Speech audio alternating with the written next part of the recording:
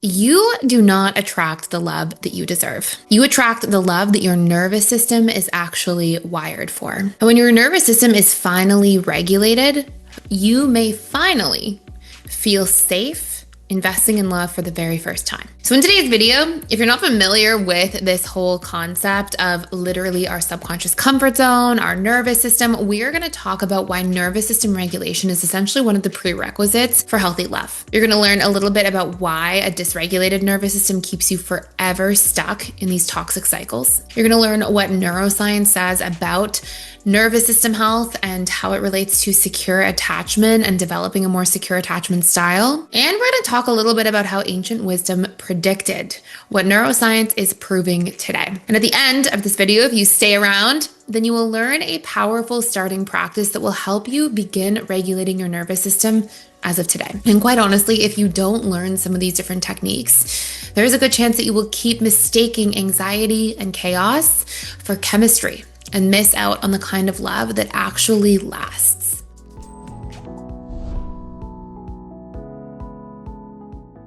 So I want to start by just touching on 3 high-level facts, and then we'll get into the really fun stuff. Fact number 1, securely attached people essentially demonstrate having a more regulated nervous system. And what this means is their bodies return to baseline faster after conflict, and they spend less time in sympathetic nervous system mode. If you're not familiar, your sympathetic nervous system is your fight, flight, freeze, and fawn responses. And really, the cost of spending too much time, which is very common for all insecure attachment styles, in sympathetic nervous system mode is I want you to just think of this yourself. I want you to think about what your life looks like when you are constantly making decisions and choices from fight. Maybe you're overly defensive, you're quick to argue, maybe you find yourself constantly pushing people away as a result. Flight may mean you lack staying power. You struggle to actually commit to things, to see things through. You run too early and sabotage relationships and connection. Freeze, which is really just being in a state of avoidance a lot of the time. Maybe you don't look at your bills in the drawer. You kind of turn a blind eye to dealing with problems that you need to work through. Or fawn, which is our chronic people-pleasing mode. Maybe you find yourself chronically saying yes when it's actually a no for you. And as a result, you're constantly abandoning yourself. And you'll see all of these things are actually damaging to the relationship to yourself first,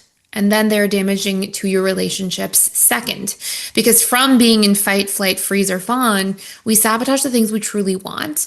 And it often causes us to feel like we are living inauthentically, living in resentment with people or frustration. And dysregulation equals disconnection. When your nervous system is constantly in one of these fight, flight, freeze, or fawn modes, people on the receiving end of that often view it as unpredictability. And so there's an inherent distance there, even for those of you who are anxiously attached, who are like, okay, well, I spend a lot of time fawning.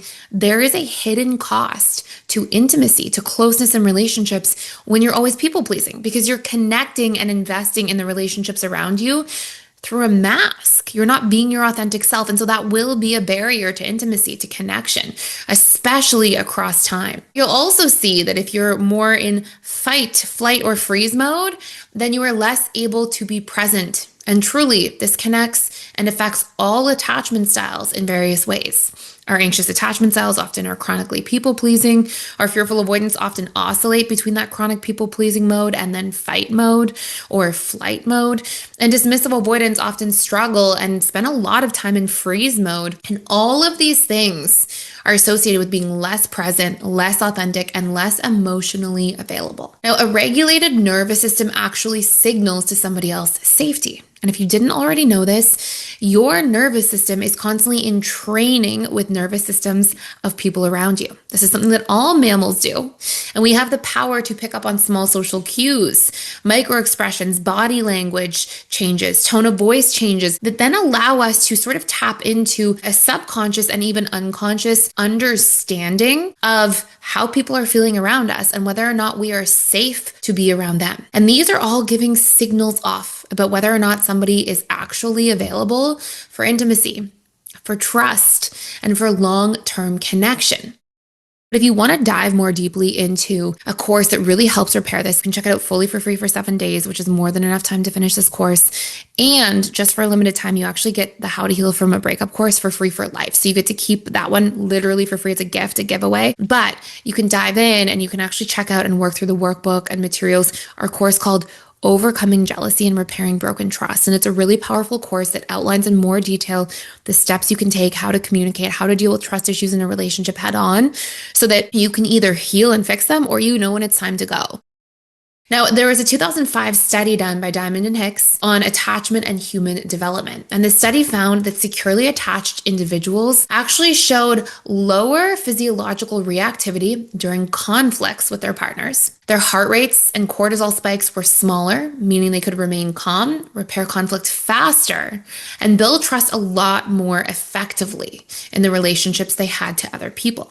And this in turn allowed them to have better breakthroughs in conflict, have better outcomes associated with conflict, actually bringing each partner closer to one another after a conflict got worked out. There was also a study from Powers in 2007 on human development and psychology that demonstrated couples with healthier nervous system regulation not only reported higher satisfaction and stability in their long-term relationships, but had a greater chance at staying with somebody for longer periods of time, so more longevity in their relationships. In other words, regulation equals resilience in love. Now, I want to talk about how neuroscience is just catching up on things that ancient wisdom has been communicating to us for thousands of years. And then we'll talk about an exercise you can start doing right now to retrain your nervous system to be more calm, to connect with people, and to actually build towards healthy and secure love. Now, this is something I have always loved to study. I've always loved to find the overlaps between psychology, neuroscience, and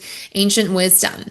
But here are some really powerful places to start. The Buddhists often talk about how peace comes from within. In fact, Buddha says, do not seek it without. And Buddhists often describe how inner peace comes from inner regulation, which then allows you to be the seed of loving kindness towards others, essentially showcasing that inner calm or nervous system regulation aligns us with a greater ability to be more present in loving and close relationships. Psalm 46 says, be still and know that I am God, demonstrating how stillness of the mind and body, tapping in to how stillness within the mind and body, thus regulating our nervous system, allow us to move from a place of peace and then allow us to create more loving and grounded connections. Hinduism often talks so much about how yoga is the journey of the self through the self to the self, and often discusses the really powerful concepts of breath work, meditation, and nervous system regulation through yoga as being paths to inner mastery that then prepare us to deeper connection, not just to ourselves, but also to others. So if it isn't already clear, literally one of the fundamental factors that is going to allow you as a human being to develop secure, healthy, loving relationships with others and take a step to becoming more securely attached, because in fact, regulating our nervous system and retraining our nervous system is one of 6 pillars of integrated attachment theory, which is the neuroscience of how we actually change our attachment style to become securely attached. If we do not know how to regulate our nervous systems and do not learn to have a focus of control there, then you are going to constantly be more reactive, more flighty, people please too much, and abandon yourself in the process, keeping your attachment wounds alive and blocking connection, blocking intimacy and closeness in an authentic form with somebody else. But here's a really powerful, easy place to start when it comes to actually regulating your nervous system.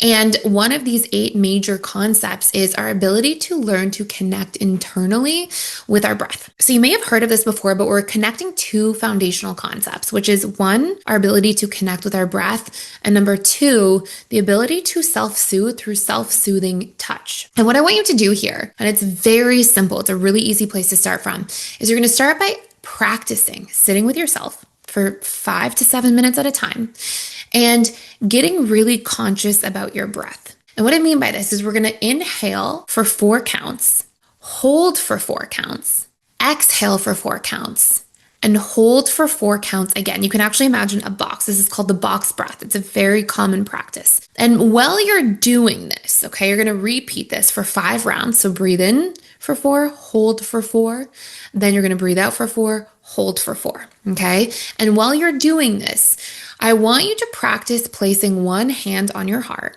and one hand on your belly and actually telling to your body, you don't have to say this out loud, but telling to your body, you are here now, you are safe now.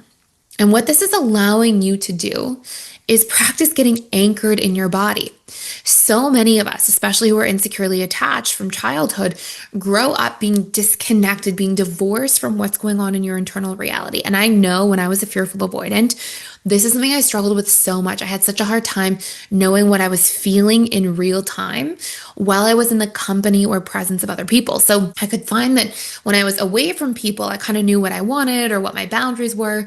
But a lot of times when I was with other people in real time, if somebody was like, let's do this weekend, or hey, I need you to do me this favor, I couldn't even get in touch with my own emotions quickly enough to make a decision. So I would just compulsively agree to doing things that sometimes I didn't want to do. And sometimes I would leave an event or a get together and be like, wait, why did I agree to that? That's not what I want. Or why didn't I set a boundary there? Or sometimes I would just feel frustrated, like, hey, that person didn't speak to me in a healthy way. Why didn't I address it? And at the root, it was because I was not anchored in my own body. I had spent a lot of time being mildly dissociated because I was so externally focused on what other people were feeling and experiencing around me and being very hyper vigilant around other people as a whole. And so this is a great practice to just practice anchoring back into yourself, retraining your nervous system to know that you are safe, to actually reconnect with your breath, with your own internal world, and practicing this 5 to 7 minutes a day has shown to have a really powerful impact on moving us out of sympathetic nervous system and into parasympathetic, which is rest and digest mode, but it's also the place from which we have the most capacity to heal from a nervous system point of view. So I hope you enjoyed today's video. If you don't want to miss any of our daily videos that I put out here on a regular basis, make sure you subscribe to the channel, like, share with somebody else who might benefit. And thank you so much for stopping by and for watching. I'll see you tomorrow.